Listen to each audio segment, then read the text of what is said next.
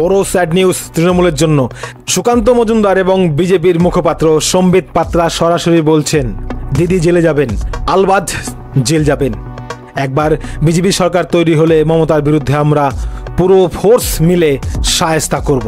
হরিয়ানার মুখ্যমন্ত্রী ওম প্রকাশ চৌটালার মতো হবে মমতার অবস্থা। 2000 সালে হরিয়ানায় জুনিয়র বেসিক শিক্ষক পদে নিয়ম বহির্ভূতভাবে 3216 জনকে নিয়োগ করা হয়েছিল। 2008 সালে এই মামলায় দোষী সাব্যস্ত হয়েছিল ওম প্রকাশ চৌটালা, তার 10 বছরের কারাদণ্ড হয়েছিল।